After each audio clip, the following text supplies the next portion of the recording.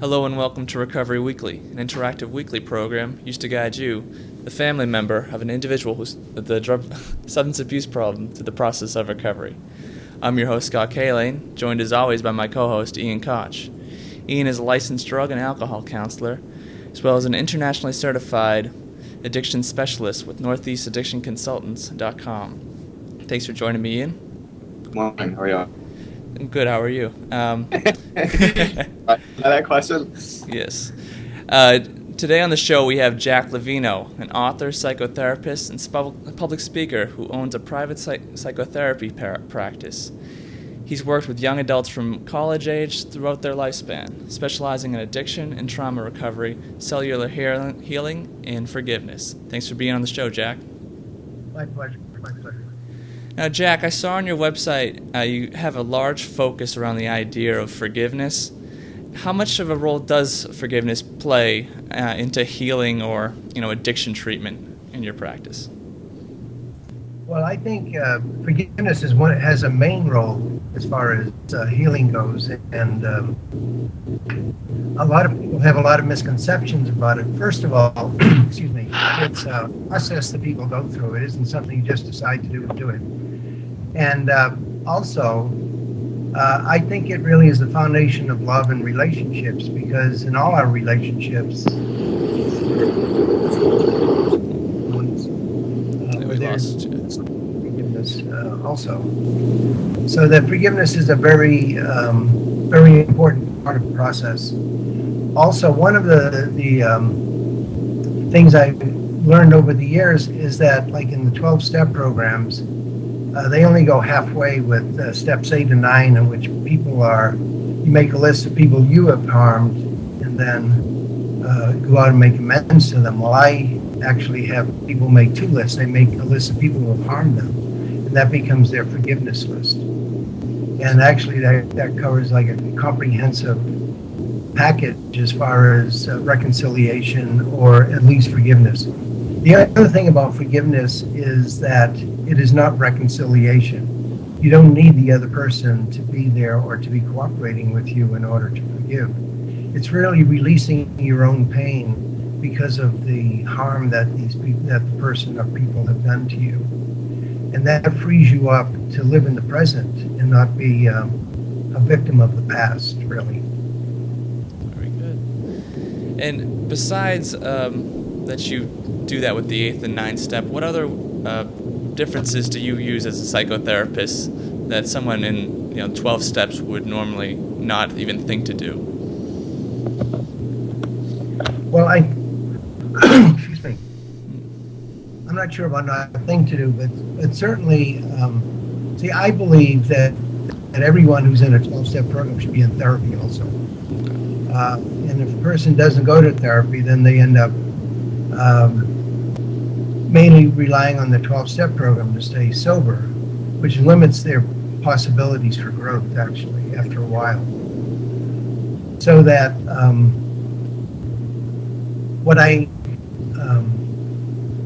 can you repeat the question? I just lost. Yeah, no. It was basically, what unorthodox practices do you have as part of your psychotherapy? That Right. Well, I think this. I think that addiction is a love disorder. I think it comes from a broken heart, our heart being broken many times as a child, whether through abuse or through attachment disruptions. I worked in the attachment field for 10 years, and I could just see the foundation of an addiction. I worked with a 7-year-old boy who got into his parents' liquor closet. Parents found him, raced him to a hospital, had his stomach pumped. And 2 days later, I saw him and I said, "Boy, I bet you'll never do that again." He said, "Oh, no, I loved it." And that was my youngest alcoholic I've worked with. And but what we had to work with him was building his relationship with his father, who was estranged from the family through a divorce, as well as also just work on his relationship with his mother also, because she got all the negatives from him, which usually happens when there's a divorce. The parent who has custody of the child usually gets the negatives. Scott, you mentioned how or maybe it was Jack, about how the in addition to 12-step programs and things like that, I want to add my 2 cents, which is the majority of the people who are going to 12-step programs aren't working the 12 steps. What is overwhelmingly happened across the country is that people have replaced the internal deep work of the 12 steps with just attending a few meetings. And there is a fucking night and day difference between working the steps and going to meetings. You know, I was talking to somebody about it just the other day. If going to meetings, the whole point of that in terms of 12-step recovery was so you could have a place to socialize, meet people who understand you, kind of talk about the routine of the day and just what's going on with life. But that doesn't treat alcoholism. Right. You know, that would be like a bunch of people who have heart disease or lung cancer going to the hospital and sitting around the waiting room talking about their cancer, talking about how it's affected them negatively, talking about their hopes for the future, and then getting up and leaving the waiting room and going home, never actually going in to getting the treatment for cancer. Right. And that has become a fundamental problem around the country, where some treatment centers don't recommend people go to 12-step programs anymore because the recovery rates are so low. Prior to the 12-step programs used to boast roughly a 75% recovery rate prior to 1955. But through the years, a lot of things changed.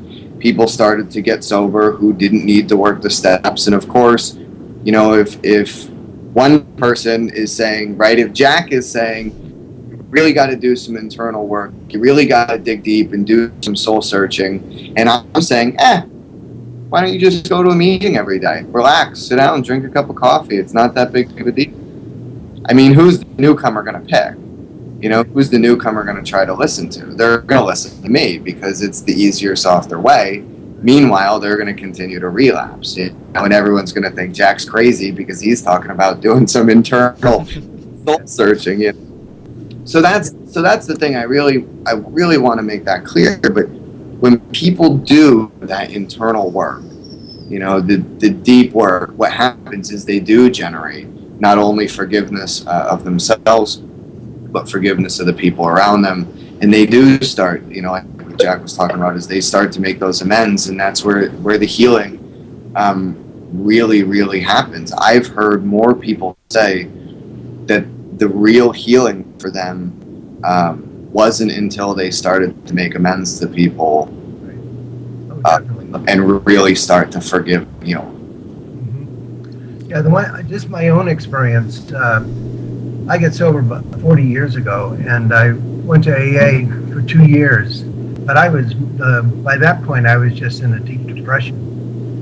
And it was in the early days of people going to therapy, in the early days, really, of treatment.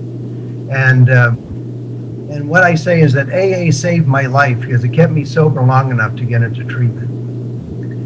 And so I was in treatment like for 5 years, both individually and as a group. And then after I stopped treatment, and I basically what I did is I got in touch with my feelings and learned what a feeling was, and could operate better. About 5 years after that, when I was sober 13 years, I had memories of being sexually abused, because that was always the underlying theme, basically, in my life, of allowing myself to be used and abused. And so it wasn't until I got to therapy, using AA as the foundation for my sobriety, that I really started to blossom and become the person I am. Fantastic. So that's my own personal experience, and I know the people I work with, the people who are in therapy in AA, do much better than the people just in AA or the people just in therapy. And a lot of times they find out there is another diagnosis attached to their alcoholism or drug addiction, Right. some mental illness that they couldn't, otherwise tell by just getting sober. And, Right.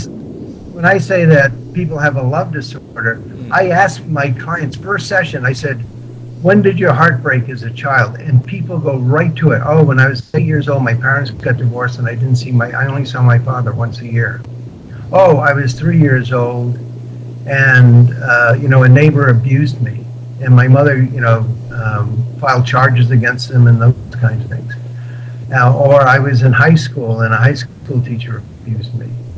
People, always has amazed me when I ask that question that people know, they answer it specifically and give a specific incident as a child. And see, I think what happens is when we have a trauma, we go out of homeostasis in our bodies and our nervous systems. And what addiction does, it helps us to get the feeling of being in homeostasis. And now, a lot of the times it will stem back to something that happened within the family that's caused them such heartache. But do you feel that family should play a large role in their recovery as they get better, or is that unnecessary? What I've found just over the years, that if the family doesn't get into therapy, and with the person also, then the person who's addicted has a choice, but within a year to 2 years has a choice, either go to AA 7 days a week and or get divorced or work too much. They might have to find some way, because the family unconsciously will be setting them up to relapse. And it's just happened over and over and over again in all my years, of counseling to see that. So the family is vital. I see it often where families, they don't know how to balance the difference between the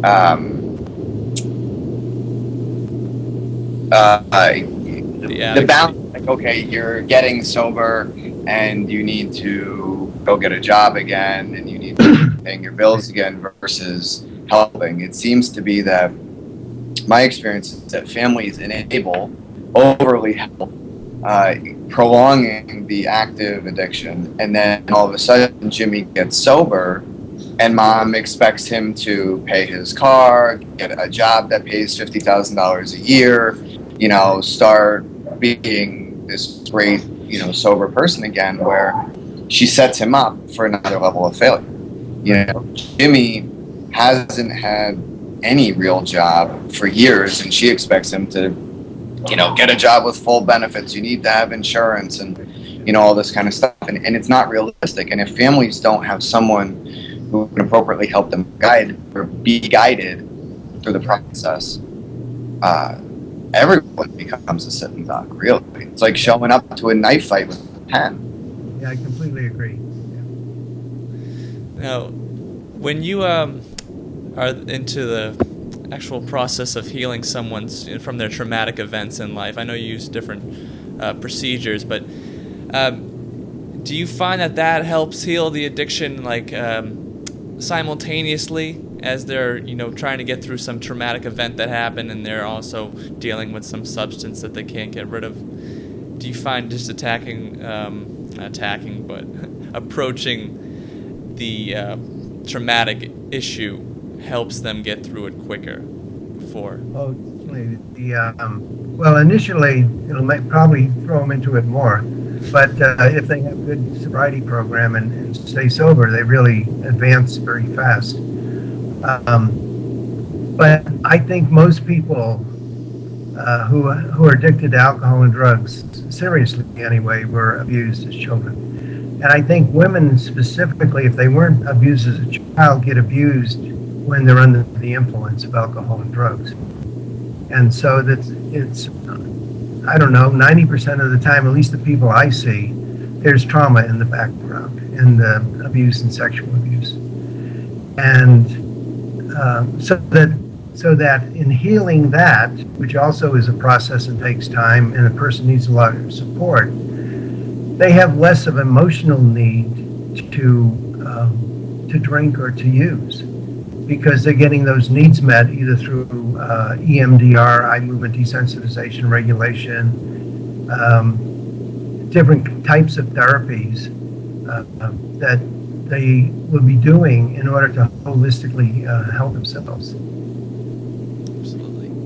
And you also mentioned that learning to love oneself as being like a necessity to proper recovery. So on your website, jacklavino.com. In your experience, how are you able to guide your clients towards building self-esteem? I mean, it seems like the hardest thing in the world when someone's at the lowest of their lows. Right. Well, the first thing I do, actually the first or second session, is that we do a values clarification, so they identify their 5 top values. And each week what I do is I go over them, whether they're living up to that value or whether their behavior is detracting or taking them away from the value. So it brings that into their consciousness, and that helps a lot. And people are working the 12 steps, they're already doing that. The other thing is that I ask them what they love to do. If they say golf, I say, I want you to golf twice this week, because if you love something, that's a spiritual experience for you. And people think I'm nuts because I'm saying go golfing and that's a spiritual experience. But if it's something you love, like I dance, I love to dance. That's a spiritual experience to me. And it connects me with other people. And so I really try to get very practical and down to earth with them, because a lot of people have given up on, as you know, who are deep in addictions, have given up on God or spirituality, and they really need to be baby stepped into accepting that. Especially people who think they're atheist, but I haven't one yet who doesn't have. So I asked them if they're atheists. I said, well, what principles do you live by? And I said, well, that sounds like a spiritual experience, and they have to think about that for a while. But I also try to use humor with people. I try not, that even though this is serious, the being humorous about it is a very healing thing, and it's actually part of the way that you end up forgiving yourself, is to see the humanity of what you were doing. All right. Now, can you explain a little? Let me hold on. Let me interrupt. Jack, do you find that people often say to you, if you ask them to go golf, or say they like going to the gym or snowboarding, do you often hear, well, I don't have time. Well, I can't, or I don't know when I'm going to do that. Right. Well, I usually come back, well, you have time to do your addiction. Or they say, I can't afford it. I say, well, how much did you spend a week on booze? Or how much did you spend on cocaine, And so I just try to bring it back to their addiction, that they'd be actually spending less money if they had a cocaine habit, and sort of break through that denial that way. I think for families and addicts who are listening to this, it's so important what Jack's talking about. I asked, when I work with a family and when mom and dad are still married, I always ask that once a week they go out on a date. Go get something to eat, do something for them, go to a movie. Right. And almost every time when I bring that up, they look at me like I'm crazy. Right. Like, why would that help? And then they get into the excuses. Well, we don't have time, or we're busy doing this, or, But it's so important that we, as all individuals and all human beings, we get back to the roots that make us happy. Our society has gotten caught in a trap of the more money, the busier we are, the happier we're going to be. And I know my personal experience, the time I was making the most money in my life, I was working 70 hours a week, and I couldn't do any of the things that I love to do. I woke up early, I drove 45 minutes to work, I worked 10 hours, I drove 45 minutes home, and I went to bed, and woke up and did it again. Right. And it's so important that we get back to these things. I mean, I'm an avid kite surfer, Scott. Try to get in the water and kite surf as much as possible. Right. It's so important. Mm-hmm. And then at least keep spirits. What's that, Jack? No, I was just saying, at least that keeps spirits up in the meantime till your next session. You can at least go, well, you got a kick out of something this week instead of just sulking in your own misery. Yeah, right. And when they go out and do it, they'll come in all happy the next session. Right. know, I did it. You know, it's like they're You did your homework, yeah. Yeah, they did their homework. Now, can you explain a little what's waiting for the struggling addict/alcoholic who chooses the path to sustain sobriety? Like, is this something to entice them towards recovery? Well, I'll tell you that that question brings me back. I was sober about 6 months in an AA meeting, and the man giving the talk was 15 years. And I said, "Oh my God, I don't even know if I'm going to make it tomorrow. And I don't know if I could ever make 15 years." And I passed it, and I twice it, and I'm almost 3 times it now. But really, what happens is that you can have the life you've always dreamed of. It takes a lot of work, and you have to go through a lot of soul searching and therapy and spiritual practice. But really, what I just try to do with my clients anyway is use myself as an example, or what I also do is try to hook them up with other clients of mine who are, who have 2, 4, 5, 10 years of sobriety, so they can see what it would be like, 2, 4, 5 years if they do the work. And so it's always that, I guess, giving them the carrot stick, but also talking about you have to do the work in order to get there.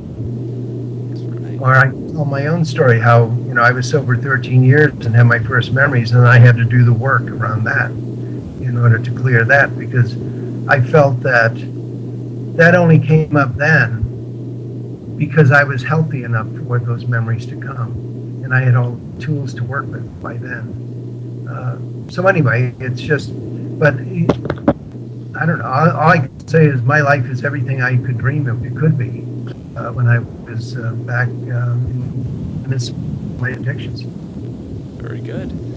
And now, thanks for being on the show, first of all, Jack. How can people get in touch with you to inquire about your services or see your published work?